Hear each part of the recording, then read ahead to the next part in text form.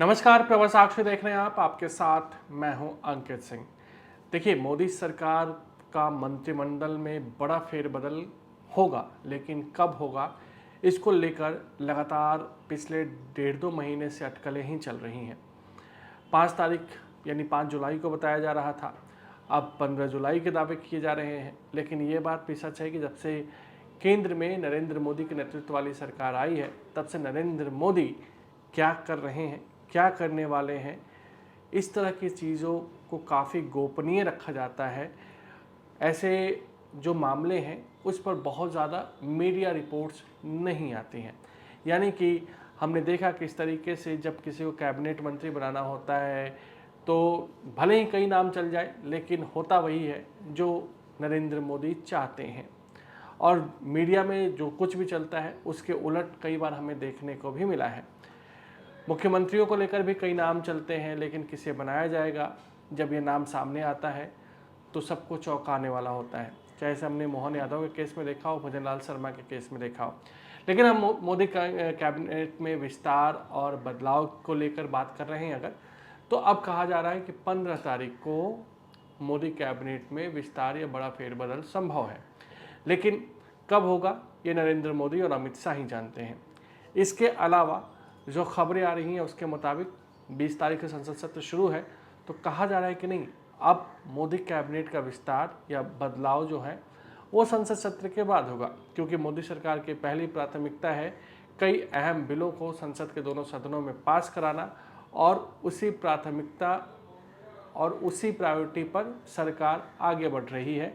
और उसमें गठबंधन सहयोगियों और जो नेता एनडीए को समर्थन कर रहे हैं उनका एक तरीके से वो देखा जाएगा, लॉयल्टी देखी जाएगी, और उसके बाद उन्हें भी अगर लगता है कि मंत्रिमंडल में शामिल करना है तो उन्हें भी मौका दिया जा सकता है। ये तमाम बातें कही जा रही हैं, लेकिन इस बीच पिछले 5-7 दिनों में कुछ 2 काम ऐसे हुए हैं जिसको देखकर ऐसा लगता है कि होना तो है, कुछ बड़ा होना है, लेकिन कब होना है यही पता नहीं चल पा रहा है। अमित शाह तपन डेका, जो कि आईबी के डायरेक्टर रहे हैं, उनके द्वारा आयोजित डिनर पार्टी में शामिल हुए थे और बाकायदा उन्होंने तपन डेका की तारीफ़ की है।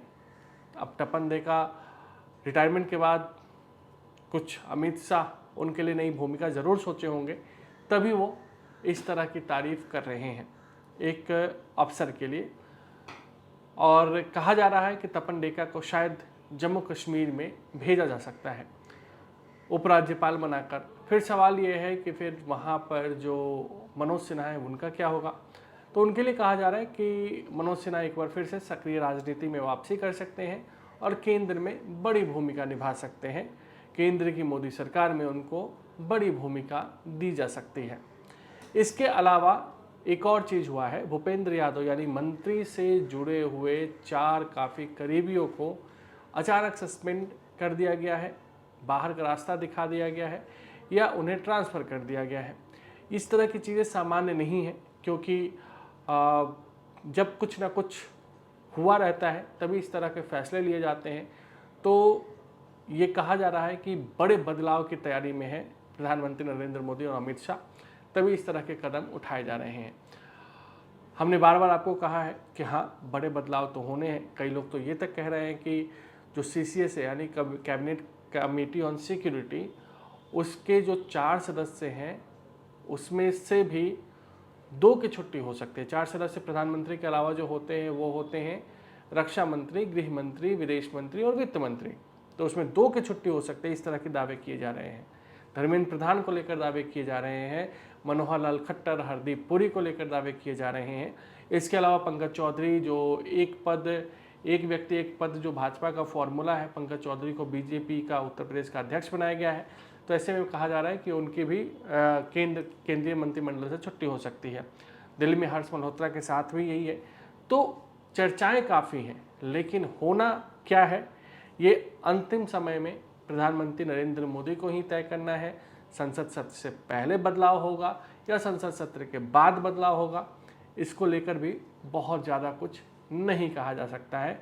हो सकता है हम जब तक ये वीडियो पब्लिश करें तब तक कुछ खबर आ जाए, तो इस तरह की भी चीज़ें लगातार चल रही हैं, लेकिन होना है, कुछ बड़ा होना है, तभी इस तरह की चर्चाएं लगातार बनी हुई हैं। अगर आप भी लेना चाहते हैं देश दुनिया की तमाम जानकारी तो आज ही सब्सक्राइब करें हमारे चैनल को। साथ ही नीचे दिए बेल आइकन को जरूर दबाएं ताकि हर अपडेट आप तक पहुंच सके।